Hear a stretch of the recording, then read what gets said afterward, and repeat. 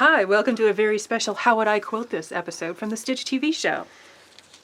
So what we're going to do is we're going to show you some pictures of quilts that were sent in to us, and then we're going to give you our ideas on how to quilt this. So, and this is just like an acetate kind of thing that we're laying on top of it so we can draw on it without drawing on the picture. Oh, that's nice so, and glary. I know, that is pretty Let's glary. adjust the light. We will adjust the light. And y'all just get to see some shadows. That's cool. There you go. So here is this really cool rooster. I kind of like it. Now what I would do is I would do a quilting kind of to the piece, or I would kind of do a orange peel kind of thing around each of these. And then I would literally kind of draw the feathers, and I would kind of quilt this more realistically with the feathers, and that's I would do that. Now, what color thread would you use for that, Lynn? I think I'm going to be a little bit rebel here, but on the oranges, and let me pull this away. So on the oranges and reds, I would use blue, and on the blues, I would use red to make it contrast and really see that I've spent time and drawn feathers. And then I would just do some kind of, I would take whatever I decided to do on the chicken wire look, which is what I think those hexies are. I would take that into the border, and that's what I would do in the border. Dun, ta, da. That would be what I would do. So now Okay. Pam's going to give what she would do. Cockadoodle don't. How about that? Don't. What? That's kind of humor you've come to expect from the Stitch. There you go. So, knowing that this kind of looks like chicken wire, I'm going to simplify the background quilting a bit.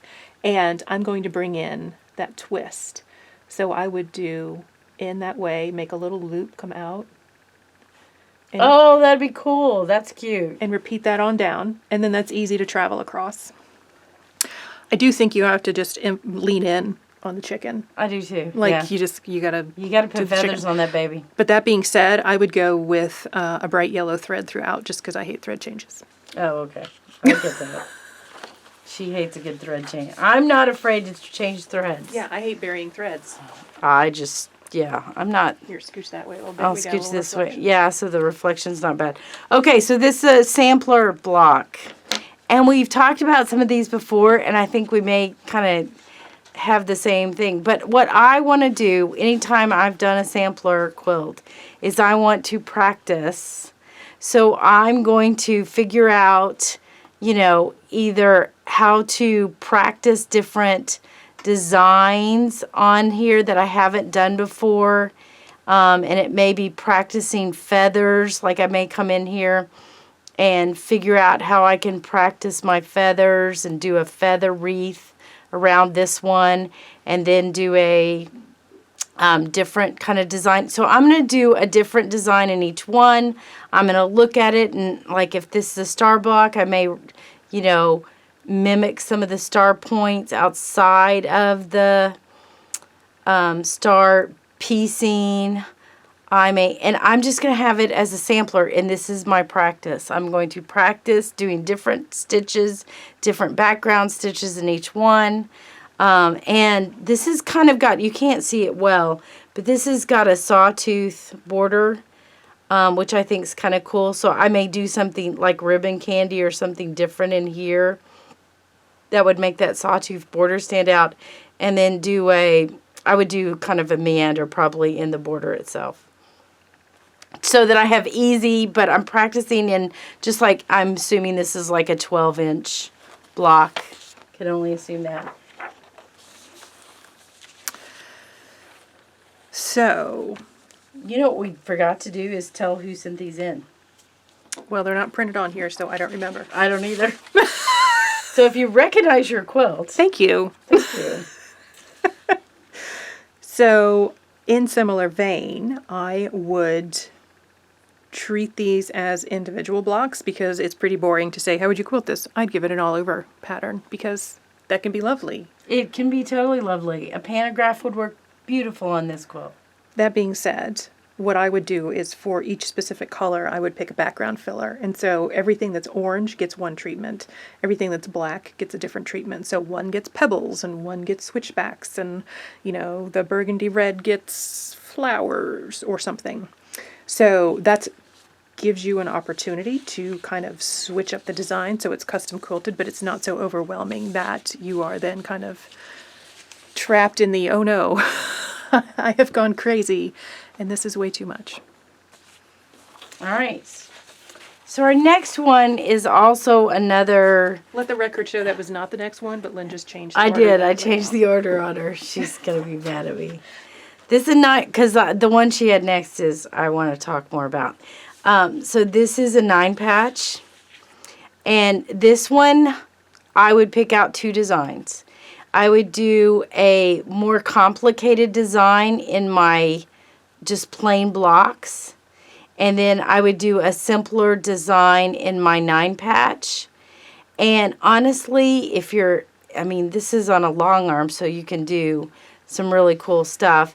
But this is where I'm going to show off my quilting in my blank space. And then in the 9-patch, I'm going to either do an orange peel so that I can travel quickly to the next blank space, and that's what I would do, so that I have a really good contrast of heavily quilted area, maybe not so heavily quilted area, and that's going to give me more more depth kind of stuff. That's what I would do. You're not going to do that, I know. Nope. Nope. So what I would do, knowing that you've got these 2 things next to each other, I'm a big fan of irony. At least more than I am of being wrinkly.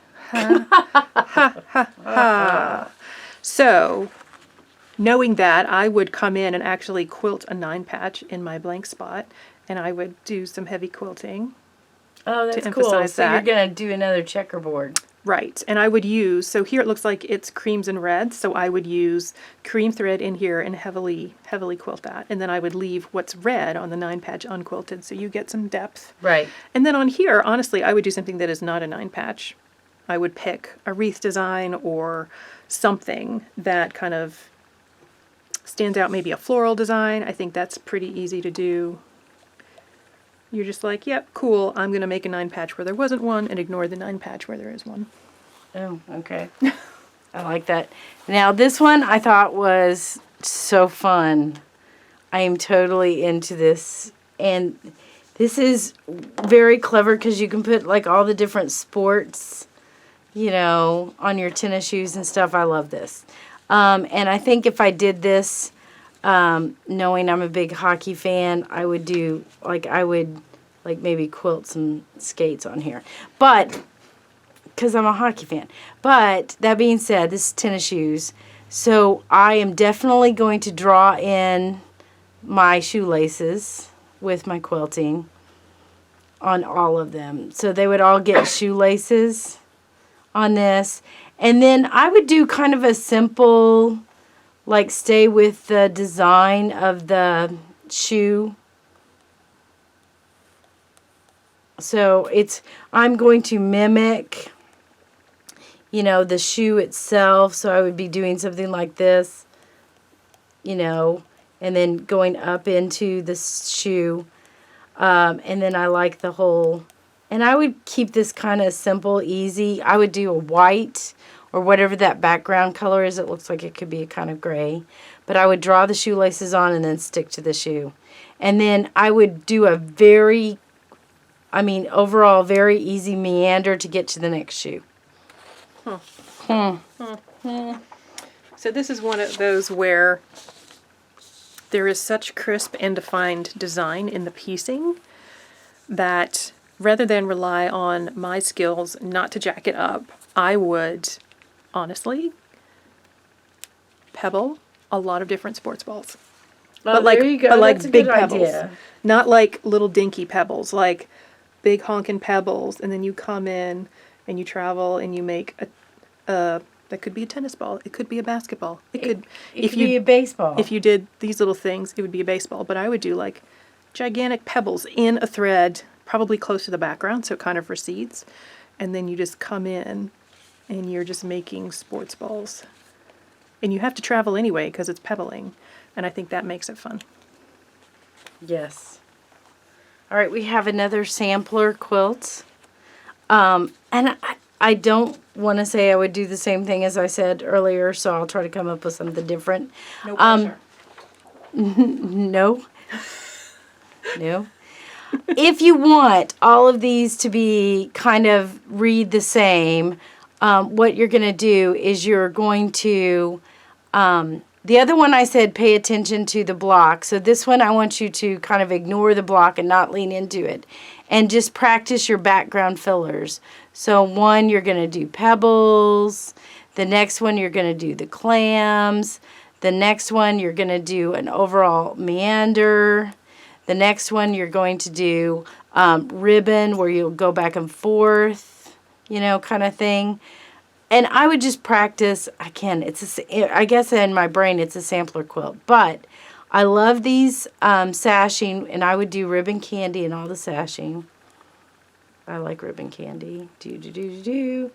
And then I would do a mimic of that ribbon candy out here in your border, because I think that would be cute to mimic that. Right? You're seeing that? And then on this border, I would do something else.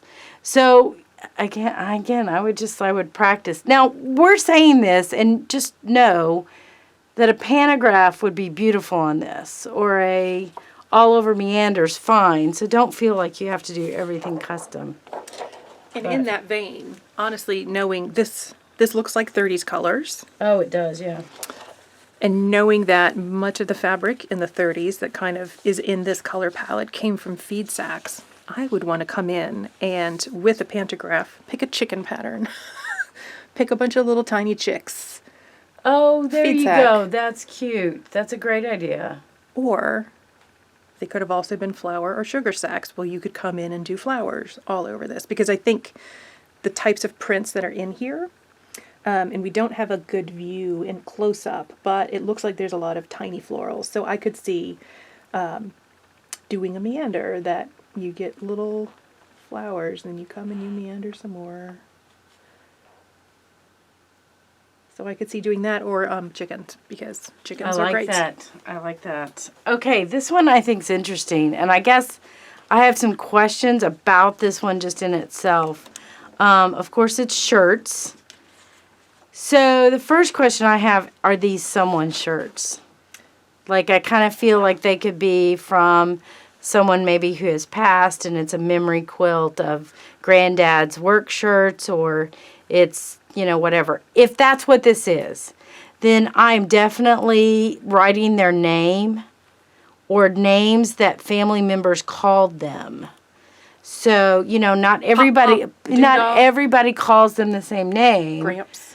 You're right. Bill. Like, their real name, you know, my father's name was John, but he was also granddad.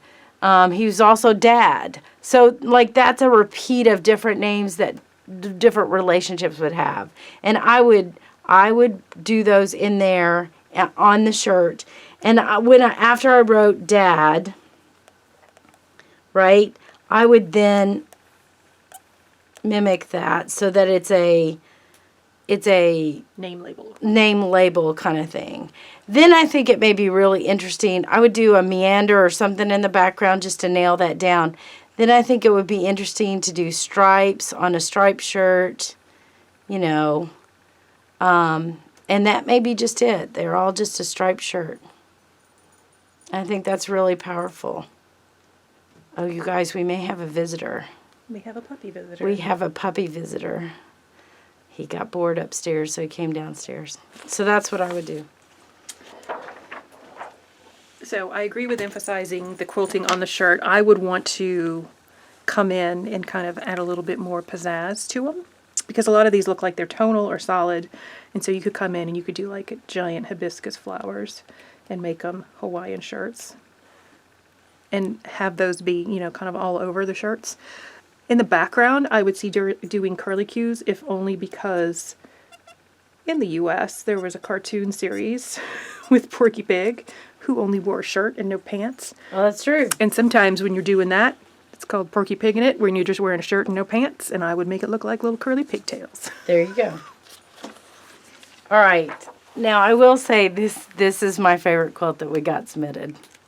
In fact, I want to know the pattern of this quilt, so we need to go back and look. It's in our Facebook group, What's Up Stitches. I believe Amy posted it. I just love this, Amy. This is so great. Because I had one of these as a kid. So, I mean, this is a viewfinder. And I remember having this. So, I don't know that I would lean into what this is. I would try to do eyes in here. Creepy. You think that's creepy? I don't need eyeballs looking at me when I'm using a quilt, sleeping or something. It's creepy. That's creepy. Okay, so she thinks that's creepy. I think it'd be kind of cute. I would just kind of mimic this with straight lines because you've got that going for you, right? I would just mimic kind of all that stuff. And then I would really lean into the straight lines and kind of quilt around each one of these with boxes because that's what, you saw when you looked at your viewfinder. I think I have one of these upstairs, actually. Is that sad? Kind of deal. I would do the